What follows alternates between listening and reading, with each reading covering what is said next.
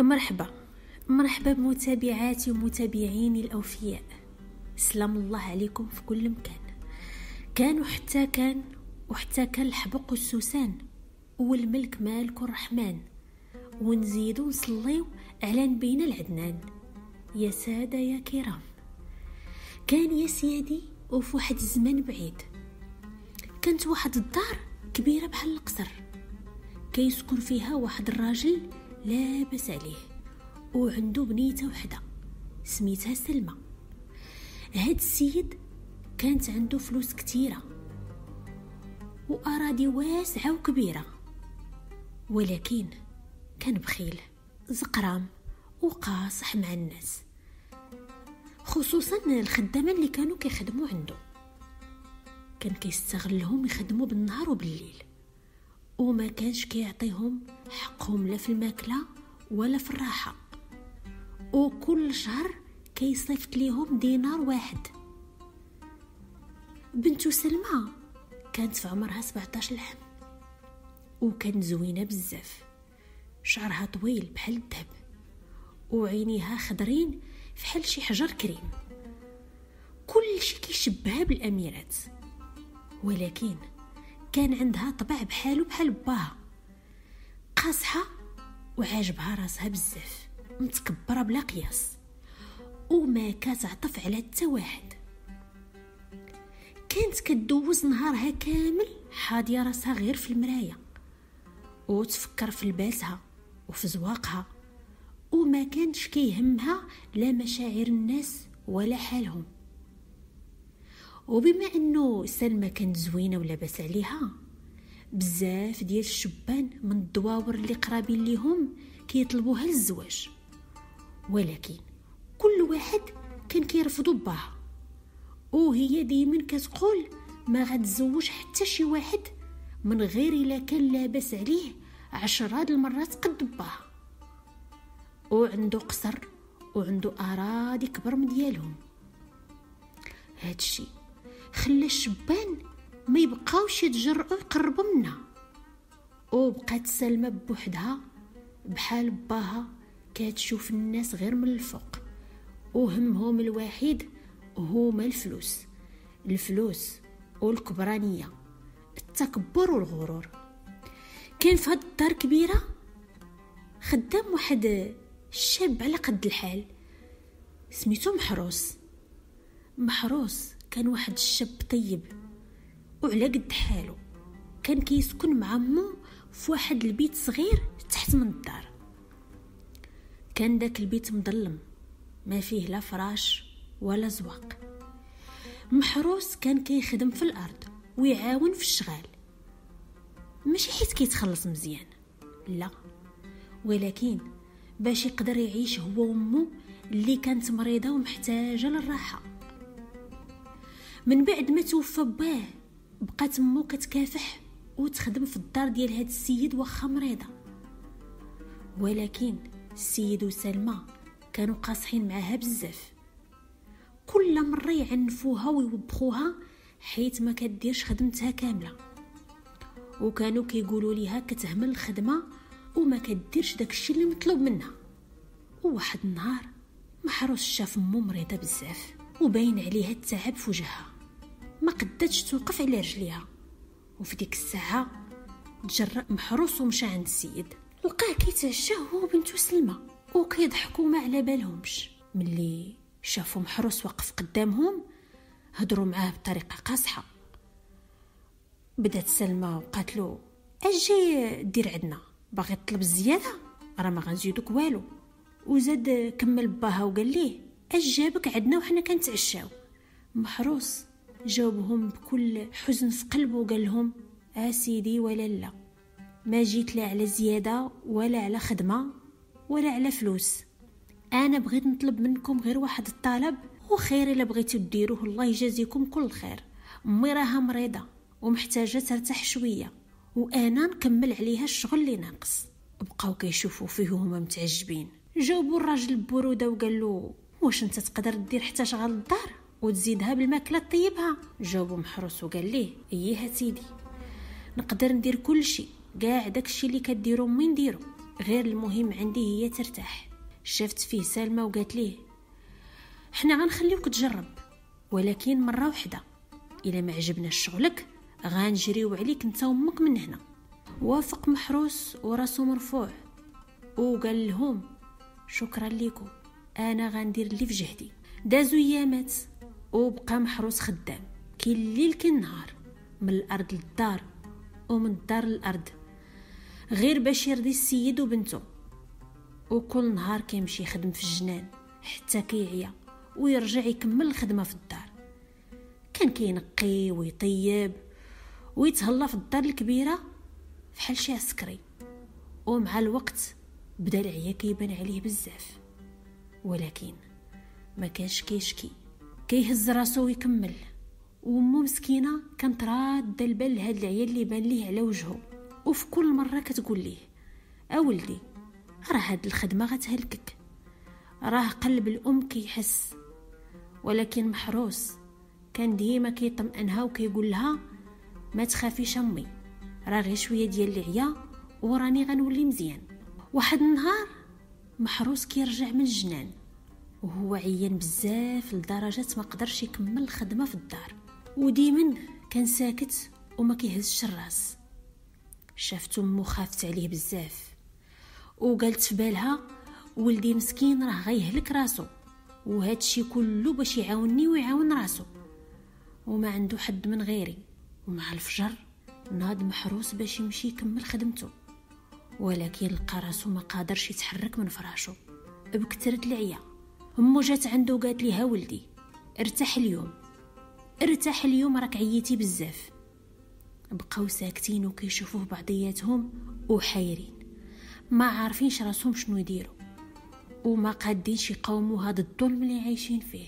ايوا في الصباح ملي شاف راسو محروس هاد في ديك الحاله بقى ساكت وكيشوف فمو ما قادر يدير حتى حاجه. شويه شافهم السيد، جا السيد ولقى باللي الخدمه كتسنى والارض ما فيها حتى واحد، وحيت هو ما كيرحم لا هو لا بنته بداو كيشوفوا في محروس وقالوا له بواحد النبره قاصحه اش وقع لك اليوم، ما بقيتيش باغي تخدم في الارض؟ وزادت سلمى وقالت ليه وحتى الخدمه ديال الدار راك ما درتيهاش، اش حنا غنستافدوا منك الا ما كتخدمش؟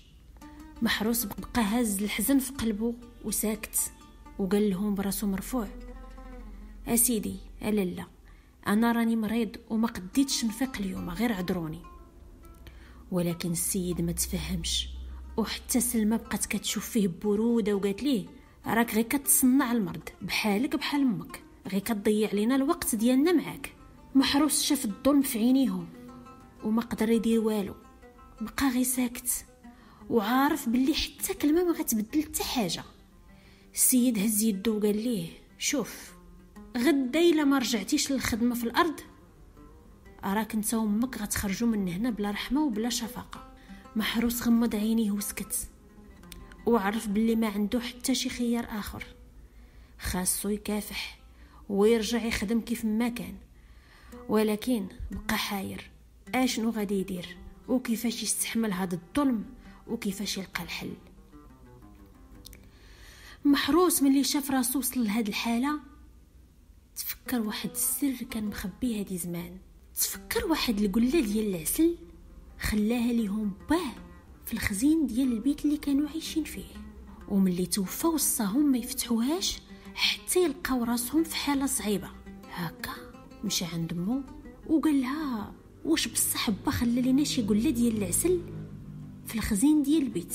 جاوباتو وهي حيره اييه ولدي، ولكن راه وصانا وقال لي باللي ما نمشيوش ليها حتى نكونوا في شي حال صعيبه بزاف، وانا ديما كنت كنقول غادي يكتب الله ويجي النهار اللي غنحتاجوها فيه. تحركوا وبقاو غاديين جيت بيت الخزين، حلوا داك البيت بواحد الصعوبه حيت شحال هادي ما تحل، ولقاو ديك القله عامره بالغبره والخيوطه العنكبوت ولكن مغطيه مزيان. امسحها محروس من الغبره وفتح ديك القله غير بشويه وكيلقاها عامره بالعسل، اييه عامره بالعسل حتى الفم، وكان داك العسل كيبان لذيذ وزوين كيشهي. محروس دار صبعو داق شويه وبحال حس براسو بدا كيرتاح، وعطى لمو حتى هي ضاقت، وحتى هي حست براسها بحال القوه ديالها بدات كترجع ليها، وداك العيال اللي كان فيها بدا كينقص. وبقاو كيتعجبوا وقالوا هاد العسل راه فيه بركه كبيره، غنرجعوا كل نهار ندوقوا منه باش يقوينا ويشفينا. ومن داك النهار ولا محروس امو كياكلوا من العسل كل نهار، وكل مره كيعاود العسل يرجع بحال ما هزوش منه، وكتولي القله تعمر بحال كي كانت نهار الاول، وبحال فيها شي سر مخبي. رجع محروس لخدمته بقوه ونشاط، وامو بدات صحتها غدا وكتحسن، وبداو كيدعيو باه الله يرحمه على داك الخير اللي خلى ليهم في هاد القله. كمل محروس هو وامو وبقاو كيستعملوا ديك العسيله اللي في القله اللي خلى ليهم باه، وهاد العسل نهار على نهار كان كيزيدهم غير قوه وصحه، وكيعاونهم باش يستحملوا العيا ديال الخدمه وظلم السيد وبنته سلمى. ومع الوقت ولا محروس كيوصل للدار عند السيد بواحد القوه والعزيمه. امو حتى هي صحتها تحسنت بزاف، وفرحوا بهاد العسيله اللي رجعت لهم الامل. وواحد النهار وقعت واحد الحادثه كبيره في الدار الكبيره ديال السيد. سلمى طاحت من فوق العود ديالها، ملي كانت كتمشى في الجنان طاحت وتهرست ليها رجليها وتألمت بزاف، وجاب ليها باها احسن طبيب في المدينه، ولكن قال لهم رجلها خاصها تبقى مقبصه ومربوطه شهوره بلا ما تحركها، وهادشي خلاها تألم وتبكي.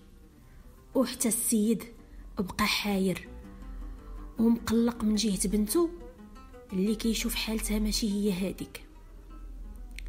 محروس كان حاضيهم من البعيد وشاف كيفاش سلمى كتعاني، وبقى كيفكر مع راسو وقال علاش اللي ما نعاونهاش بالعسيله اللي عندنا، حيت هو اللي كيعطينا الصحه والقوه. مشى عند السيد وقالها ليه، قال له سيدي عافاك خليني نجرب ندير شويه ديال العسل اللي عندنا للرجل ديال بنتك سلمى، يمكن يقدر يخفف عليها الالم. السيد في البدايه ما تيقوش وقال ليه هذا غير عسل، واش انت بغيتي تداوي بنتي بالعسل؟ ولكن ملي شاف المعاناه ديال سلمى قرر يجرب، وقال لمحروس دير داكشي اللي بغيتي، ولكن الا برات بنتي غنعطيك 100 فدان من الارض. محروس فرح بكلام السيد وجاب واحد الطبيصيله ديال العسل وعطاها لسلمى، وهي بقات متردده وقالت ليه واش بصح يقدر يشافيني؟ جاوبها محروس وقال لها ايه غير ثقي بيا. سلمى بدات كتاكل من ديك العسل، وفجاه حست بالالم غادي وكيخفف شويه بشويه، حتى رجع ليها الاحساس برجلها وقدرت تحركها وكانها ما مهرساش. السيد ما تيقش عينيه وفرح وقال بنتي برات، هاد العسل بصح معجزه. ولكن في بالو بدا كيسول راسو تيقول هاد العسل سحري، وكيقول هاد العسل غيكون كنز كبير عندنا في الدار. هنا بدا تيقول مع راسو هذا راه كنز كبير كان عندي في داري، وبما انه في داري راه ملكي. هنا بدا كيشوف محروس كيشوف فيه بطريقه خبيثه وقال ليه واش بصح هاد العسل ديال باك؟ جاوب محروس اياه سيدي، راه با الله يرحمه خلاه لينا وقال لينا ما نحلوش حتى نكونوا محتاجين ليه بزاف. ايوا السيد هنا ضحك واحد الضحكه ديال الطمع وقال ليه واش كتقول؟ هاد العسل راه كان في الدار ديالي، يعني هو ملكي. هنا بقى محروس غير كيشوف فيه مصدوم وما عرفش راسو باش غيجاوب. هو يقول ليه اسيدي هاد القله راها ورث من عند با وخلاها لينا انا امي، ولكن السيد مصمم واللي في راسو هو اللي في راسو. قال ليه ايوا على هاد الحساب ملي هي في داري بلا ما تناقشني راها ملكي وما عندكش الحق فيها، هنا محروس ما بقى عارف ما يدير، حيت السيد كان قاصح وما كيرحمش.